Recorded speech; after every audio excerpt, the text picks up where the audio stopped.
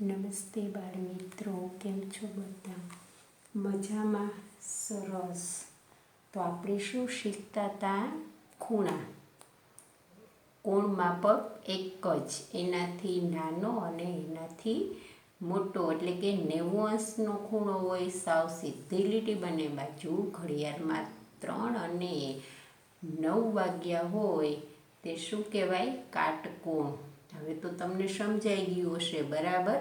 તો આજે આપણે શું શીખવાનું છે? ખૂણા દોરતા શીખવાનું છે, બરાબર? તમને કહ્યું હતું કોણ માપક સાથે રાખજો, આજે બધા હશે તમારી પાસે, બરાબર? તો પેજ નંબર 33, પેજ નંબર 33 બધાએ ખોલવાનું છે.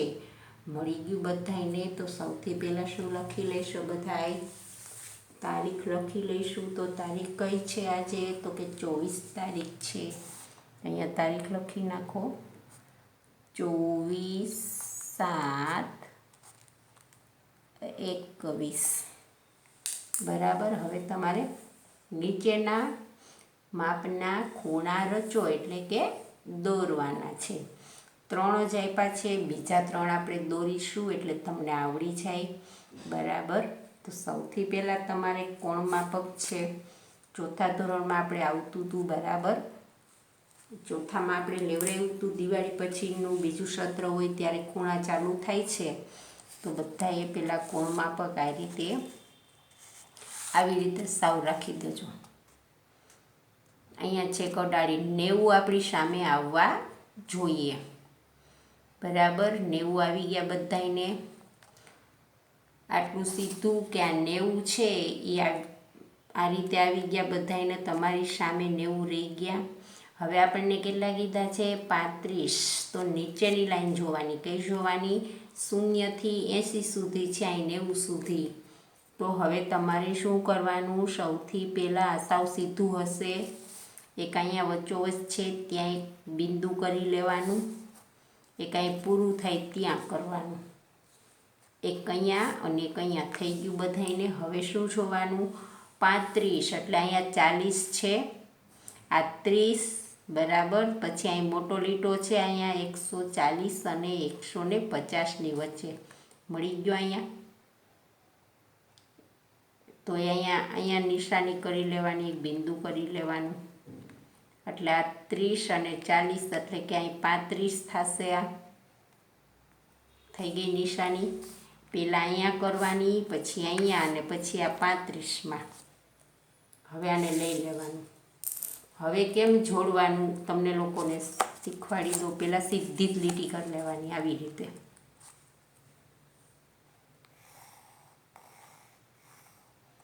થઈ ગઈ. હવે આને આ રીતે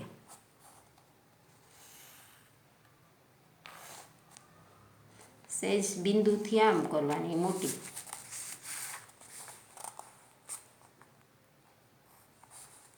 અહીંયા એરાની નિશાની. હવે આને આપણે નામ આપીશું,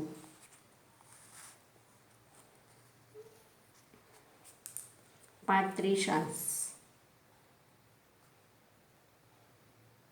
અહીંયા બી,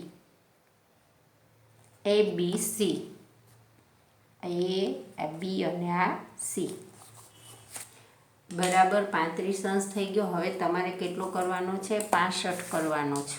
આમ ઊભી લીટી પાડી દઈશું, જુદું પડે. 65માં એમ જ છે, પાછું આમ આટલેથી રાખજો, બરાબર? આ લીટી કરીને 90 ત્યાં રાખવાના, આમ સહેજ આગળ રહી ગયા.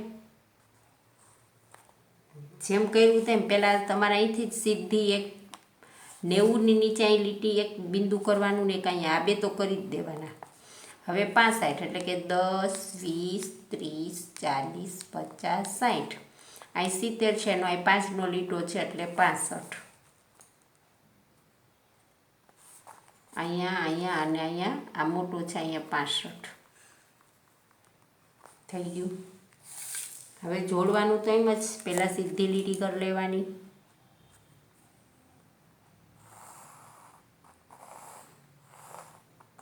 પછી અહીંયા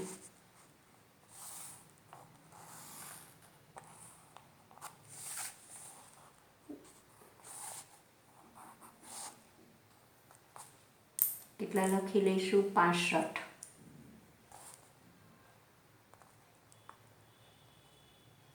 અંશ.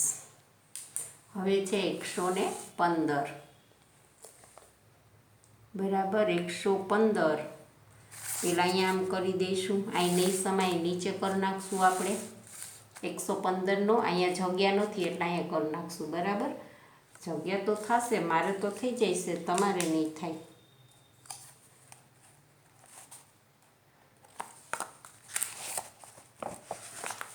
એના કરતાં નીચે દોરો બધાય. આ 90 રહી ગયું. હવે થઈ ગયું ને. હવે પેલા એક અહીંયા અને એક અહીંયા. આ 100 છે બરાબર. પછી આ 105, આ 90 પછી 100, આના 110 છે ને અહીંયા 100 પછી 110 દેખાણા બાજુ ડાબા હાથ બાજુ અહીંયા નીચેની લાઈનમાં 100 અને અહીં 110. તમારે કેટલા કરવાના છે? 115 કરવાના છે. તો અહીંયા 120 અને 100, અહીં 60 અને 70ની વચ્ચે એક મોટો લીટો છે, ત્યાં બિંદુ કરી દેવાનું. અહીં 60 70ની વચ્ચે એક મોટો લીટો દેખાણો બધાને, ત્યાં બિંદુ કરી નાખો એટલે 115 થઈ ગયા. એ બરાબર. હવે શું કરવાનું? જોડવાનું આ રીતે.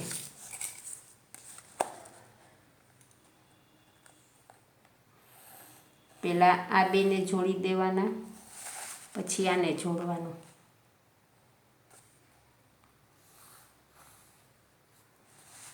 આવી રીતે મોટો ભાગ થયો. આ કેટલા કરવાના? 115 અંશ. અહીંયા ખૂણો, અહીંયા બીજ આપી દો. અહીંયા ક્યુ. હવે તમારે કોણ માપક શીખી લ્યો બધા. આમ 90 અંશથી મોટો થયો ને, 90 પછી 115 આવ્યા એટલે 90થી કાટકોણથી મોટો અને આ કાટકોણથી નાનો, આ કાટકોણથી નાનો. હવે તમારે કાટકોણ દોરવો હોય તો સાવ સહેલો પહેલાં એ શીખી લ્યો બધા.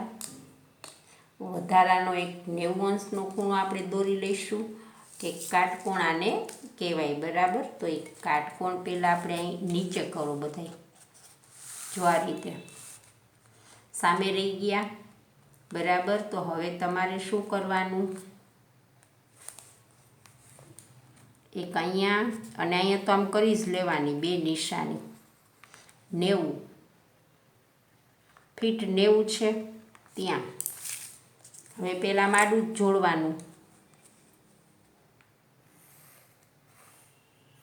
પછી આને ઊભું થઈ ગયો કાટકોણ.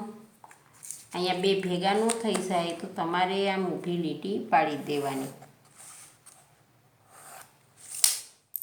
હવે એમ 90 માં એ, આ બી અને આ સી અને અહીંયા 90 લખવાના. કેટલા લખવાના? 90. આને શું કહેવાય? કાટકોણ. અહીં લખો બધાય કાટકોણ. બરાબર. આ કાટકોણથી મોટો લખી નાખો. કાટકોણથી મોટો. અહીંયા લખો નાનો ઉપરમાં. કાટકોણથી નાનો. આ પણ શું આવશે? નાનો જ. કાટકોણથી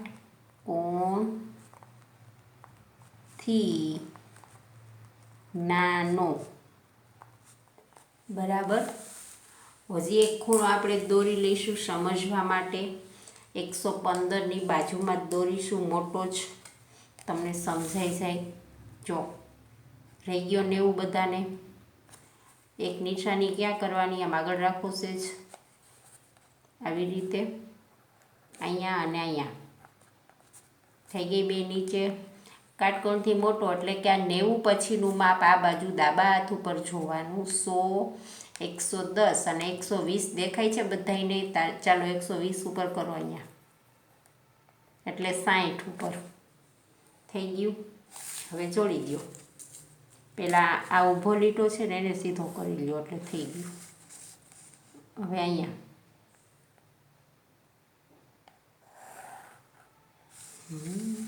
અહીંયા 120.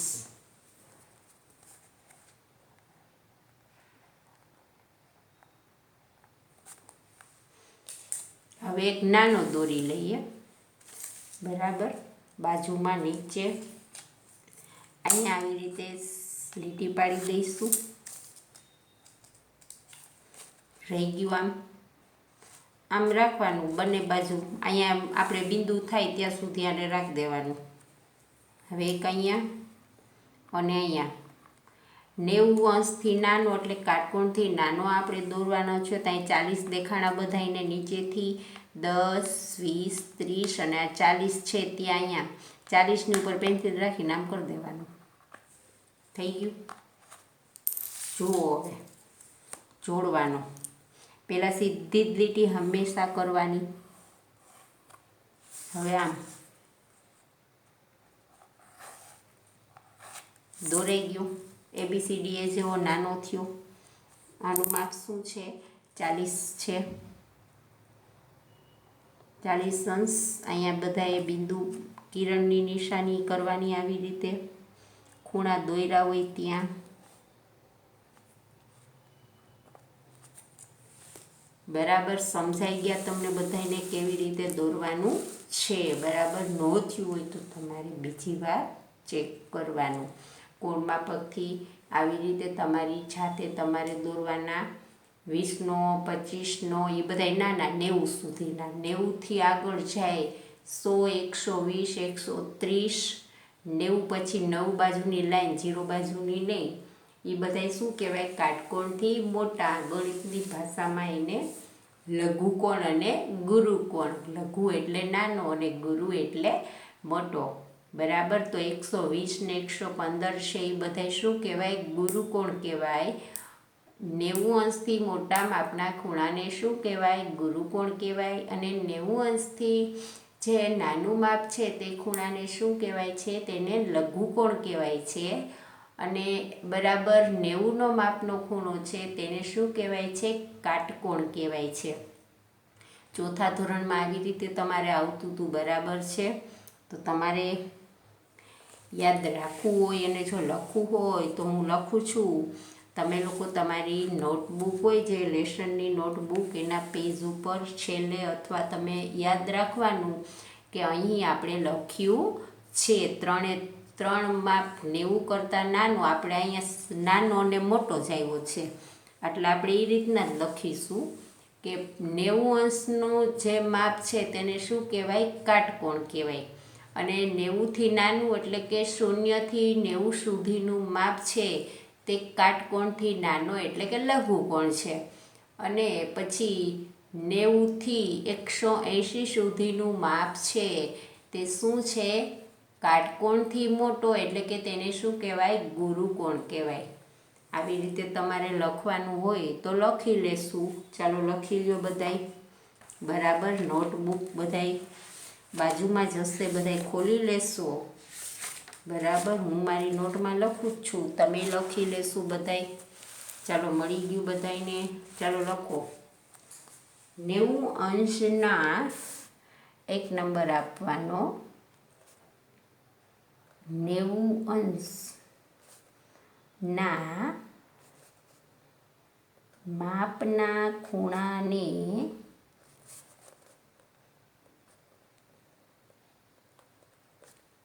કાટકોણ કહે છે.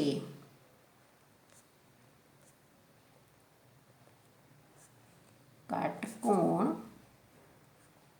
કહે છે. બરાબર. હવે નંબર 2. 90 અંશથી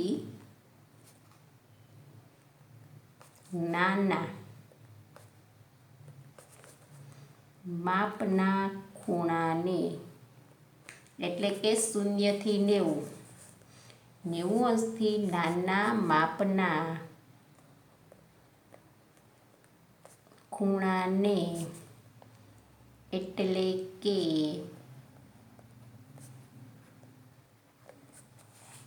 0 થી 90 સુધીના ખૂણા કયા કહેવાય? કાટકોણથી નાના. કાટકોણથી નાના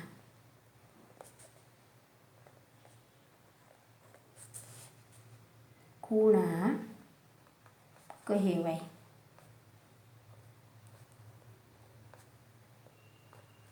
બરાબર, એટલે કે લઘુકોણ કહેવાય. આ જ રીતે નંબર 3, 90 અંશથી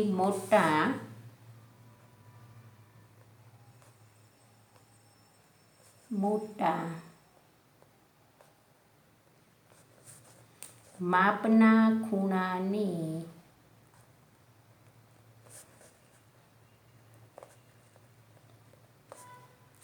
એટલે કે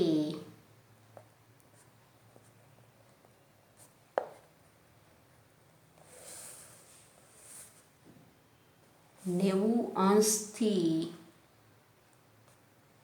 180 સુધીના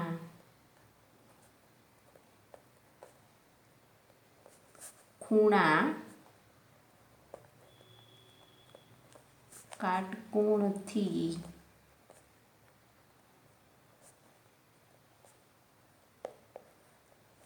મોટા ખૂણા કહેવાય.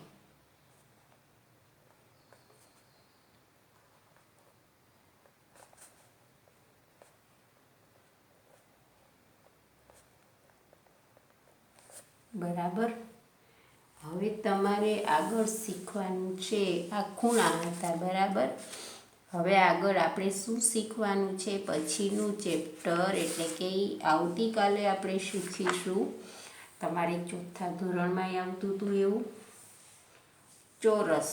કેટલા ચોરસ છે? ચોરસની કેટલી બાજુ સરખી હોય? 4 બાજુ.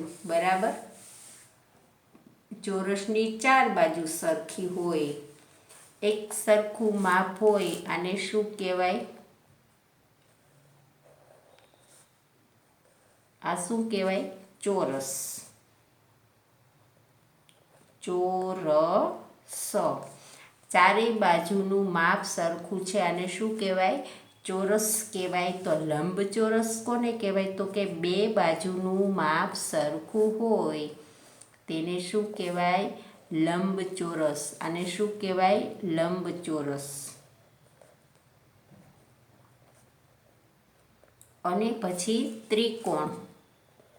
ત્રિકોણના કેટલા હોય ખૂણા? તો કે 3. આને શું કહેવાય? ત્રિકોણ. બરાબર, સમજાઈ ગયું? હવે ચોરસ, લંબચોરસ અને ત્રિકોણ. તો ચોરસની તમારે એમાં શીખવાનું છે. આવું યાદ કરજો તમે. કાલે શીખવાનું છે આપણે કે ચોરસની ચારેય બાજુનો માપનો સરવાળો એને શું કહેવાય? પરિમિતિ કહેવાય. અને એનું ક્ષેત્રફળ ગોતવાનું હોય તો ચોરસનું ક્ષેત્રફળ બરાબર લંબાઈ ગુણ્યા લંબાઈ, બે બાજુનો ગુણાકાર કરવાનો.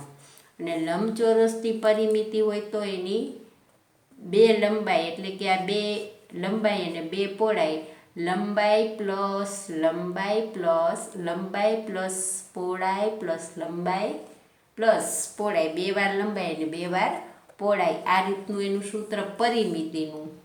અને ક્ષેત્રફળ ગોતવું હોય તો શું કરવાનું? એનો ગુણાકાર કરવાનો, લંબાઈ ગુણ્યા પહોળાઈ. અને ત્રિકોણની 3 બાજુના માપના સરવાળાને પરિમિતિ કરવાની હોય. બરાબર, આ રીતે છે. કેટલા ચોરસ છે તમારે જોવાનું છે અને એનો સરવાળો આ રીતે શીખવાનું છે કે એની ચારેય બાજુનો માપનો સરવાળો હોય પરિમિતિ કીધી હોય તો શું કરવાનું? ચારે બાજુના માપનો સરવાળો. અને આપણને ક્ષેત્રફળ કીધું હોય તો બે બાજુના માપનો શું કરવાનો? ગુણાકાર કરવાનો. લંબાઈ ગુણ્યા લંબાઈ. ચોરસ હોય તો શું આવે? બે સરખું થાય. તો કે આ લંબાઈ ગુણ્યા લંબાઈ, આનો સરવાળો પરિમિતિ કહે તમને કે આ 4, 4, આ 4, તો શું કરવાનું? ચોરસની પરિમિતિ બરાબર 4 + 4 + 4 બરાબર કેટલા થાય? 4, 8, 12 અને 16 થાય. આનું ક્ષેત્રફળ કીધું હોય તો લંબાઈ ગુણ્યા લંબાઈ, તો કે ચોકે ચોકે 16. આ એની ક્ષેત્રફળ કહેવાય, આ પરિમિતિ કહેવાય. બરાબર. તો આ કાલે શીખવાનું છે, તમે લોકો જોઈ લેજો, યાદ કરી લેજો. આવું ચોથા ધોરણમાં આવતું હતું. બરાબર. આ સાચવીને રાખજો આટલું. એટલે વ્યાખ્યા ખૂણા આપણને પાછા શીખવાના હોય, પરીક્ષામાં યાદ આવે તો યાદ રાખવાનું. અને આવડું આ ખાસ યાદ રાખી લેજો એટલે કાલે તમને આવડી જાય. બરાબર.